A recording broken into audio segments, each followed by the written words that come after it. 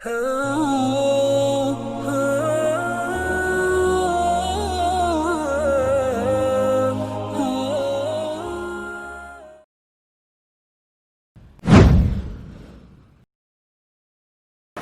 अलैकुम वरहमतुल्लाहि वबरकातुहू।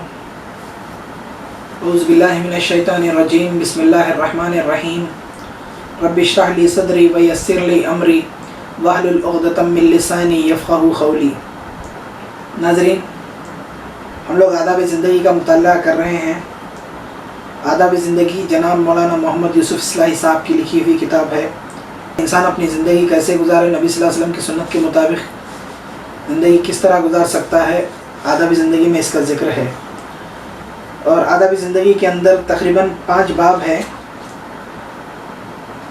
5 बाब है इसके अंदर। पहले बाब के अंदर मुताला कर रहे थे सलीक़ा और तहज़ीब, पहला बाब है।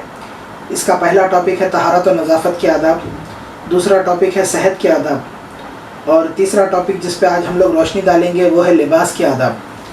लिबास इंसान के जिस्म को ढांकता है। एक मुसलमान को किस तरह लिबास पहनना चाहिए, इसमें भी सुन्नत से क्या रोशनी मिलती है, लिबास कैसा होना चाहिए, ये आज हम लोग देखेंगे। बिस्मिल्लाहिर्रहमानिर्रहीम। लिबास के आदाब। नंबर 1, लिबास ऐसा पहने जो शर्म व हया, ग़ीरत और शराफत और जिस्म के सतर पोशी और हिफाजत के तकाज़ों को पूरा करे, और जिससे तहज़ीब व सलीक़ा और ज़ीनत व जमाल का इजहार हो। लिबास अच्छा पहनना चाहिए, ना ही ज़्यादा भड़कीला, ना ही ज़्यादा शौकीला। बस लिबास पहनने के भी शराइत कुछ यूँ हैं जो शर्म व हया की हिफाजत करे, ग़ीरत और शराफत और जिस्म की सतरपोशी करे। सतर, मर्दों के अंदर सतर का अलग तकाज़ा होता है, औरतों के अंदर अलग होता है। तो मर्द और औरत दोनों अपने सतर का ख्याल रखिए लिबास के अंदर, और जिससे तहज़ीब व सलीक़ा, ज़ीनत व जमाल, ज़ीनत यानी खूबसूरती, जमाल यानी वो भी खूबसूरती है, का इजहार हो। ज़ीनत व जमाल का इजहार हो, तहज़ीब और सलीक़े से लिबास को पहना जाए। कुरान पाक में खुदा ताला ने अपनी इस नेमत का ज़िक्र करते हुए इरशाद फरमाया है, या बनी आदम क़द अंज़लना अलैकुम लिबासन युवारी सौआतिकुम वरीशा। सूरह आराफ की आयत नंबर 26 है ये। ऐ औलाद आदम, हमने तुम पर लिबास नाजिल किया है कि तुम्हारे जिस्म के काबिल शर्म हिस्सों को ढांकने और तुम्हारे लिए ज़ीनत और हिफाजत का ज़रिया भी हो। रेश दरअसल परिंदे के परों को कहते हैं। परिंदे के पर इसके लिए हुस्न जमाल का भी ज़रिया है और जिस्म की हिफाजत का भी। जो कुरान की आयत के अंदर आया है, सूरह आराफ की आयत नंबर 26 में जो रीशा का लफ्ज़ आया है, उसके अंदर यह फरमाया गया है कि रेश उसको कहते हैं जो परिंदे के पर हों, जो उसकी हिफाजत भी करता है, परिंदे के खूबसूरती भी बढ़ाता है और उसके लिए लिबास का काम भी करता है। आम इस्तेमाल में रेश का लफ्ज़ जमाल और ज़ीनत और उम्दा लिबास के लिए बोला जाता है। जैसा कि आम अल्फाज में बोलते हैं कि रेश जो लफ्ज़ होता है, आम अल्फाज जैसा बोलता है रेशम, वैसा रेश ये लफ्ज़ आया है। अच्छे उम्दा कपड़े की, उम्दा लिबास की लिए इस्तेमाल किया जाता है लफ्ज़। लिबास का मकसद ज़ीनत और आराइश और मौसमी असरात से हिफाजत भी है, लेकिन अव्वलीन मकसद काबिल शर्म हिस्सों की सतरपोशी है। लिबास मुख्तलिफ़ किस्म के होते हैं, जैसा कि मौसम गर्मा, मौसम सरमा और मुख्तलिफ़ किस्म के बरसात के अंदर भी लिबास बनाए जाते हैं। जैसा कि बारिश से बचने का भी लिबास होता है, रेन कोट वगैरह। तो लिबास मुख्तलिफ़ किस्म के होते हैं, लेकिन अव्वलीन मकसद ये है कि काबिल शर्म हिस्सों को, जैसा कि अपनी शर्मगाहों को छुपाना, अपने सतर की हिफाजत करना, और काबिल शर्म हिस्सों की सतर पोशी हो। खुदा ने शर्म व हया इंसान की फितरत में पैदा फरमाई है। यही वजह है कि जब हज़रत आदम अलैहिस्सलाम और हज़रत हव्वा अलैहिस्सलाम से जन्नत का लिबास फ़ाखिरा उतरवा लिया गया, तो वो जन्नत के दरख्तों के पत्तों से अपने जिस्मों को ढांपने लगे। जब आदम अलैहिस्सलाम और हव्वा अलैहिस्सलाम जब शैतान की बातों में आ गए और उस दरख्त का फल खा लिए, तो उनके जिस्म से पूरे कपड़े चले गए, वो बरहाना हो गए। तो इंसान की फितरत ये है कि अल्लाह ताला ने उसको अपनी शर्मगाहों को, अपने जिस्म को, अपने सतर को छुपाने की अल्लाह ताला ने उसके अंदर सलाहियत और गीरत पैदा फरमाई है। तो आदम अलैहिस्सलाम और हव्वा अलैहिस्सलाम भी अपने जिस्म को छुपाने लगे दरख्त के पत्तों से। इसलिए लिबास में इस मकसद को سب سے مقدم سمجھیے اور ایسا لباس منتخب کیجیے جس سے سطر پوشی کا مقصد بخوبی پورا ہو۔ مطلب لباس ایسا پہننا چاہیے جس میں ہمارے لباس سے ہمارے جسم کے اہم حصے، جیسا کہ جس سے سطر ہمارا کور ہو، جس سے ہماری سطر پوشی ہو، ایسا لباس پہننا چاہیے۔ ایسے لباس پہننے کو ہم اپنا مقصد بنائیں۔ ساتھ ہی اس کا بھی اہتمام رہے کہ لباس موسمی اثرات سے جسم کی حفاظت کرے، جسم کی حفاظت کرنے والا بھی ہو، اور ایسا سلیقے کا لباس ہو جو زینت و جمال اور تہذیب کا بھی ذریعہ بنے۔ مطلب یہاں پہ دوسری بات یہ ہے کہ پہلا مقصد یہ ہے کہ اپنے سطر کی حفاظت ہو، دوسرا مقصد یہ ہے کہ موسمی لحاظ سے بھی لباس پہنا جائے۔ سردیوں میں پتلا لباس پہننے سے سردی لگ جاتی ہے، اور گرمیوں کے اندر زیادہ موٹا لباس بھی نہیں پہننا چاہیے، جو لباس ہم کو ہمارے جسم کے مطابق جیسا پسینہ آتا ہو یا پھر کوئی اور ایسی وجہ جس سے ہم کو بے چینی یا گرمی محسوس ہوتی ہو۔ گرمیوں کے دنوں میں ایسے لباس نہیں پہننا چاہیے، تھوڑا سا ہلکا کپڑا، ہلکا لباس پہننا چاہیے۔ تو یہاں پہ بتانے کا مقصد یہ ہے کہ پہلے تو سطر کی ہماری سطر پوشی ہو جائے لباس کے ذریعے، دوسرا موسم کا بھی خیال رہے، اور تیسری بات یہ ہے کہ اس کے اندر سلیقہ اور زینت و جمال اور تہذیب کا بھی ذریعہ بنے۔ زینت و جمال یعنی کہ انسان کی جو زینت ہے، انسان کی جو خوبصورتی ہے، انسان کی جو پرسنالٹی ہے، وہ اس کے اندر بھی اس کی شخصیت کا بھی ایک نمونہ دکھے لباس کے ذریعے۔ ایسے جو لباس پہنتے ہیں لوگ کے جس سے انسان کی شخصیت معلوم ہوتی ہے، جیسے کہ کوئی کلر ایسا پہن لیا جو زیادہ بھڑکیلا ہے کلر، اس طرح کے لباس پہننے سے انسان کا ذہن، انسان کی شخصیت اور انسان کے اخلاق کا اندازہ ہوتا ہے۔ ایسا نہ ہو کہ اسے پہن کر آپ کوئی عجوبہ یا کھلونا بن جائیں اور لوگوں کے لیے ہنسی اور دل لگی کا موضوع مہیا ہو جائے۔ مطلب کوئی ایسا اگر لباس پہن لیے، لباس کے اندر بھی کوئی میانہ روی، کوئی مستقل مزاجی نہیں ہے، زیادہ ہی ایک دم بھڑکیلا کپڑا پہن کے آپ لوگوں میں جاتے ہیں، تو لوگ دیکھ کے آپ کو ٹارگٹ بناتے ہیں کہ لوگ دیکھتے ہیں اور ہنستے ہیں، آپ سینٹر آف اٹریکشن بن جاتے ہیں، لوگوں کے لیے مذاق کا موضوع بن جاتے ہیں، آپ لوگوں کے لیے مذاق کا موضوع بن جاتے ہیں۔ نمبر 2، لباس پہنتے وقت یہ سوچئے کہ یہ وہ نعمت ہے جسے خدا نے صرف انسانوں کو نوازا ہے۔ مطلب یہ ہے کہ لباس صرف انسانوں کے لیے ہے، جانور کے لیے، پرندوں کے لیے لباس نہیں ہے، ان کی اپنی کھال، اپنی جسم کی جلد ہی ان کے لیے ایک لباس کے مانند ہے، دوسری مخلوقات اس سے محروم ہے۔ صحیح بات ہے، انسان کو اللہ تعالیٰ نے، صرف انسان ہی وہ مخلوق ہے جسے اللہ تعالیٰ نے لباس جیسی نعمت سے نوازا ہے۔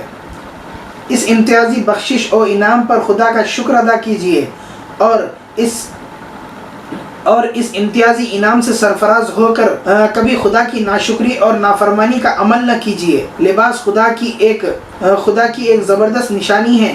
لباس پہنے تو اس احساس کو تازہ کیجیے اور جذبات شکر کا اظہار اس دعا کے الفاظ میں کیجیے جو نبی صلی اللہ علیہ وسلم نے مومنوں کو سکھائی ہے۔ ہمیشہ لباس پہنتے وقت بھی آپ اللہ کا شکر ادا کرنا، نیا کپڑا پہنے، کہیں دعوت میں جا رہے ہیں، عید وغیرہ کے وقت میں آپ لباس نیا پہنے، کسی خوشی کا موقع ہے، کسی شادی بیاہ کا موقع ہے، کسی دعوت کا موقع ہے، آپ نیا لباس پہن رہے ہیں، تو آپ لباس پہنتے وقت بھی اللہ کا یہ شکر ادا کیجیے کہ اللہ نے ہم کو انسان بنایا اور لباس جیسی نعمت سے نوازا ہے۔ نمبر 3، بہترین لباس تقویٰ کا لباس ہے۔ نبی کریم صلی اللہ علیہ وسلم کی حدیث ہے یہ، بہترین لباس تقویٰ کا لباس ہے۔ تقویٰ کا لباس سے باطنی پاکیزگی بھی مراد ہے۔ مطلب باطنی پاکیزگی یہ ہوتی کہ اندرونی پاکیزگی۔ تقویٰ کا لباس، تقویٰ دل کے اندر ہوتا ہے۔ التقویٰ ہا ہنا، نبی صلی اللہ علیہ وسلم نے دل کی طرف اشارہ کر کے فرمایا کہ التقویٰ ہا ہنا، تقویٰ یہاں ہے، دل کی طرف ہے، دل کے اندر ہے۔ انسان کے چہرے سے تقویٰ ظاہر نہیں کیا جا سکتا، بس دکھنے میں متقی ہو سکتا ہے، لیکن انسان کے خیالات، اس کے جذبات اور اس کے جو بھی ذہنی کیفیت ہوتی ہے، اس کے اندر انسان کا تقویٰ معلوم کیا جا سکتا ہے۔ اور ظاہری پرہیزگاری کا لباس بھی ہے۔ باطنی پاکیزگی سے بھی مراد ہے اور ظاہری پرہیزگاری کا بھی لباس ہے، یعنی ایسا لباس پہنے جو شریعت کی نظر میں پرہیزگاروں کا لباس ہو، جس سے کبر و غرور کا اظہار نہ ہو، جو نہ عورتوں کے لیے مردوں سے مشابہت کا ذریعہ ہو اور نہ مردوں کے لیے عورتوں سے مشابہت کا ذریعہ ہو۔ اس کے اندر یہ بات آئی ہے کہ لباس پرہیزگاروں کا لباس معلوم ہونا چاہیے، جو دل میں آپ کے اللہ کے لیے تقویٰ ہو، پرہیزگاری ہو، ایسے لباس آپ پہنیں جس سے غرور اور کبر کا اظہار نہ ہو۔ ایسا نہیں کہ آپ زیادہ مہنگا والا لباس پہنے ہوئے ہیں جو زیادہ لوگ اس کو نہیں پہن سکتے، جو زیادہ لوگ اس کو نہیں افورڈ کر سکتے، ایسا لباس بھی نہیں پہننا چاہیے۔ پھر ایسے لباس پہن کر آپ غرور اور فخر کا اظہار کر رہے ہیں، تو یہ چیز بھی دین کے اندر جائز نہیں ہے۔ اور ایسا لباس بھی نہ پہنے جو عورتوں کے لیے مردوں کی مشابہت کرتا ہو، عورتوں کے لیے مردوں کی، جیسے کہ عورتیں بھی آج کل پہن رہے ہیں جینز ٹی شرٹس وغیرہ، یہ بھی نہیں پہننا چاہیے۔ عورتوں کو عورتوں والا لباس پہننا چاہیے، اور مردوں کے لیے مردوں والا لباس ہے اسلام کے اندر، تو ایسے لباس پہنیں جس سے مرد کے اندر یہ نہیں معلوم ہونا چاہیے کہ اس کے اندر عورت کا شبہ معلوم ہو۔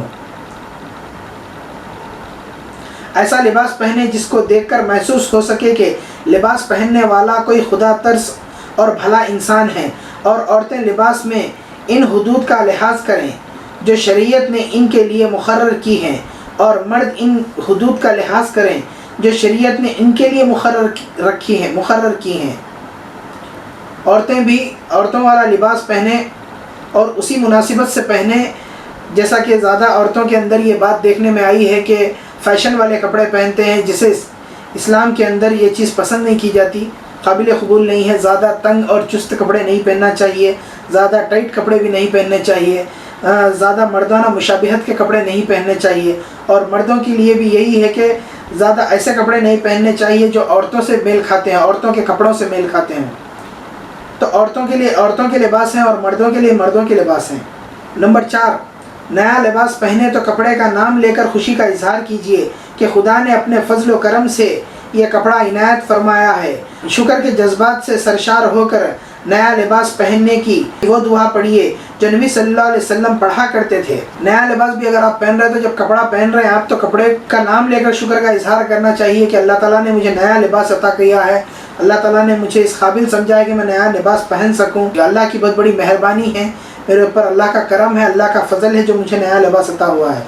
نبی صلی اللہ علیہ وسلم نے یہ دعا سکھائی ہے۔ حضرت ابو سعید خدری رضی اللہ تعالیٰ عنہ فرماتے ہیں کہ رسول اللہ صلی اللہ علیہ وسلم جب کوئی نیا کپڑا، امامہ، کرتا یا چادر پہنتے تو اس کا نام لے کر فرماتے، امامہ یا کرتا وغیرہ پہنتے یا نیا کپڑا پہنتے یا کوئی لباس دوسرا نیا پہنتے تو یہ اس کا نام لے کر یہ فرماتے، خدایا تیرا شکر ہے تو نے مجھے یہ لباس پہنایا، میں تجھ سے اس کے خیر کا خواہاں ہوں، اور میں اپنے آپ کو تیری پناہ میں دیتا ہوں اس لباس کی برائی سے اور اس کے مقصد کے اس برے پہلو سے جس کے لیے یہ بنایا گیا ہے۔ ابو داؤد کی روایت ہے۔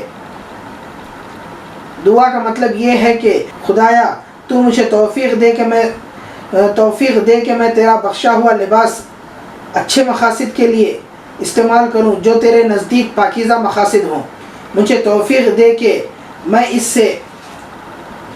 سے اپنی ستر پوشی کر سکوں اور بے شرمی بے حیائی کی باتوں سے اپنے ظاہر و باطن کو محفوظ رکھ سکوں، اور شریعت کے حدود میں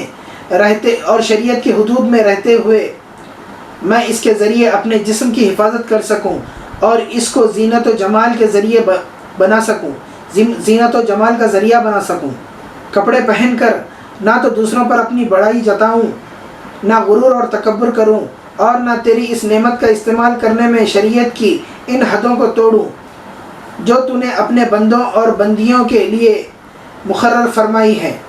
حضرت عمر رضی اللہ تعالیٰ عنہ کا بیان ہے کہ نبی صلی اللہ علیہ وسلم نے فرمایا، جو شخص نئے کپڑے پہنے اگر وہ گنجائش رکھتا ہو تو اپنے پرانے کپڑے کسی غریب کو خیرات میں دے دے، اور نئے کپڑے پہنتے وقت یہ دعا پڑھے، ساری تعریف اور حمد اس خدا کے لیے ہے جس نے مجھے یہ کپڑا پہنایا جس سے میں اپنی ستر پوشی کرتا ہوں، اور جو اس زندگی میں میرے لیے حسن و جمال کا بھی ذریعہ ہے۔ جو شخص بھی نیا لباس پہنتے وقت یہ دعا پڑھے گا تو خدا تعالیٰ اس کو زندگی میں بھی اور موت کے بعد بھی اپنی حفاظت اور نگرانی میں رکھے گا۔ ترمذی کی روایت ہے یہ۔ نمبر 5، کپڑے پہنتے وقت سیدھی جانب کا خیال رکھیے۔ قمیض، کرتا، شیروانی اور کوٹ وغیرہ پہنے تو پہلے سیدھی آستین پہنیے، اور اس طرح پائجامہ وغیرہ پہنے تو پہلے سیدھے پیر میں پائنچا ڈالیے۔ نبی اکرم صلی اللہ علیہ وسلم جب قمیض پہنتے تو پہلے سیدھا ہاتھ سیدھی آستین میں ڈالتے اور پھر الٹا ہاتھ الٹی آستین میں، الٹا مطلب بایاں ہاتھ بائیں آستین میں ڈالتے۔ اسی طرح جب آپ صلی اللہ علیہ وسلم جوتا پہنتے تو پہلے سیدھا پاؤں سیدھے جوتے میں ڈالتے اور پھر الٹا پاؤں الٹے جوتے میں، مطلب دایاں پاؤں دائیں جوتے میں ڈالتے اور بایاں پاؤں بائیں جوتے میں ڈالتے، اور جوتا اتارتے وقت پہلے الٹے پاؤں والا جوتا اتارتے اور پھر سیدھے پاؤں والا، مطلب جب اتارنا ہے آپ کو جوتا تو پہلے بائیں پیر کا جوتا اتارنا چاہیے، لیفٹ پیر والا، پھر رائٹ والا پیر اتارنا چاہیے۔ نمبر 6، کپڑے پہننے سے پہلے ضرور جھاڑ لیجئے، مطلب کپڑے کہیں لگے ہوئے ہیں، ٹنگے ہوئے ہیں، ہینگر یا کوٹی وغیرہ میں لگے ہوئے ہیں تو اس کو نکال کے جھٹکنا چاہیے کپڑے کو ایک بار۔ ہو سکتا ہے کہ اس میں کوئی موذی جانور ہو اور خدا نخواستہ کوئی ایزا پہنچے، مطلب کوئی موذی جانور، چھوٹے کیڑے، ذرات وغیرہ یا پھر چھپکلیاں وغیرہ، جھنگر، ایسی چیزیں ہیں تو آپ کو اسکن کو پرابلم ہو سکتا ہے، انفیکشن ہو سکتا ہے آپ کو، اسکن انفیکشن۔ تو اس لیے کیا ہے، آپ پہلے کپڑے نکال کے اس کو جھٹک کے پہننا چاہیے اگر لٹکے ہوئے ٹنگے ہوئے کپڑے ہوں تو۔ نبی صلی اللہ علیہ وسلم ایک بار ایک جنگل میں اپنے موزے پہن رہے تھے، پہلا موزہ پہننے کے بعد جب آپ صلی اللہ علیہ وسلم نے دوسرا موزہ پہننے کا ارادہ فرمایا تو ایک کوا جھپٹا اور وہ موزہ اٹھا کر اڑا گیا اور کافی اوپر لے جا کر اسے چھوڑ دیا۔ موزہ جب اونچائی سے نیچے گرا تو گرنے کی چوٹ سے اس میں سے ایک سانپ دور جا پڑا۔ یہ دیکھ کر آپ صلی اللہ علیہ وسلم نے خدا کا شکر ادا کیا اور ارشاد فرمایا، ہر مسلمان کے لیے ضروری ہے جب موزے پہننے کا ارادہ کرے تو اس کو جھاڑ لیا کرے۔ نبی صلی اللہ علیہ وسلم ایک وقت موزے پہن رہے تھے، سیدھا پیر والا موزہ پہنے، اور بایاں پیر والا جب پہن رہے تھے تو ایک کوا آیا اور وہ موزے کو اٹھا کر لے گیا اور وہ اونچائی سے پھر نیچے پھینک دیا۔ اس کے اندر ایک چھوٹا سا سانپ کا بچہ تھا جو اس کے گرنے کی زور سے وہ مر گیا۔ اور نبی صلی اللہ علیہ وسلم نے جب اللہ کا شکر ادا کیا کہ جب سانپ کا بچہ دور جا پڑا، سانپ دور جا پڑا مطلب موزے کے اندر سے نکل گیا، اگر ایسا نہ ہوتا تو نبی صلی اللہ علیہ وسلم وہ پہن لیتے، ہو سکتا خدا نہ خواستہ کوئی نقصان ہو جاتا۔ تو اللہ کا شکر ادا کرنا چاہیے کہ ایسی چیزیں بھی، ایک اتفاق کی چیزیں بھی جو اللہ کی طرف سے ہوتی ہے۔ تو یہ روایت ہے طبرانی کی۔